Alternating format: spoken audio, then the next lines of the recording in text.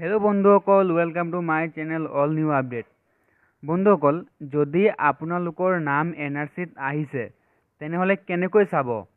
আপোনালোকে যদি গম পায় ভাল কথা, যদি গম নাপায় চাই থাকক আজিৰ এই ভিডিঅ'টো। Let's play.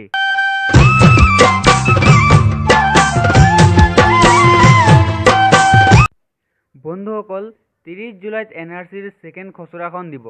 যোনটো ছেকেণ্ড খচৰাখন আছে তাত 3,30,00,000 মানুহৰ নাম আহিছে বুলি চৰকাৰে ক'লে। এতিয়া যদি ইয়াৰ মাজত আপোনাৰো নাম আহিছেনে নাই যদি জানিব হয় তেনেহ'লে আপুনি 3টা পদ্ধতিৰে জানিব পাৰে। 1 নম্বৰ পদ্ধতি, আপুনি SMS-ৰ যোগেৰে জানিব পাৰে।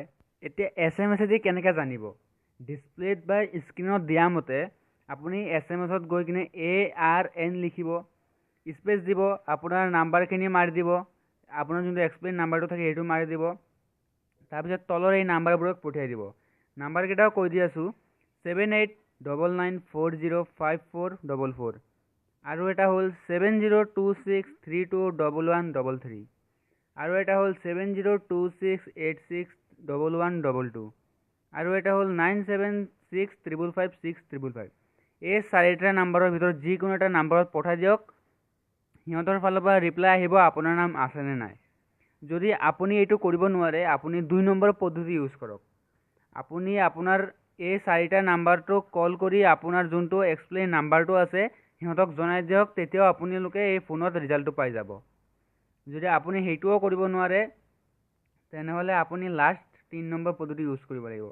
আপুনি যিকোনো ব্ৰাউজাৰত গৈ কিনে আপোনাৰ গুগলত গৈ কিনে মই দিয়া এই স্ক্ৰীণত এই লিংকবোৰত ধৰক এই ৱেবছাইটবোৰক গৈ কিনে আপুনি অ'পেন কৰিব লাগিব।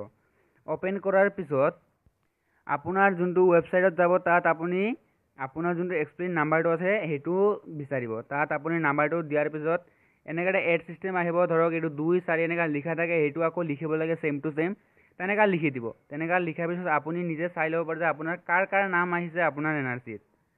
তাত পূৰা ভালকৈ লিখা থাকিব, তেনেদৰে চাই। এইটো আপোনাৰ এণ্ড্ৰইড মোবাইলৰ দ্বাৰাই হ'ব, লেপটপতো হ'ব, এণ্ড্ৰইড মোবাইলৰ দ্বাৰা সুবিধা বেছি হয়। তো আজিৰ ভিডিঅ'টো ইমানেই। ভাল লাগে লাইক কৰিব, কমেণ্ট কৰিব, শ্বেয়াৰ কৰিব, ছাবস্ক্ৰাইব কৰিব নাপাহৰিব। ধন্যবাদ।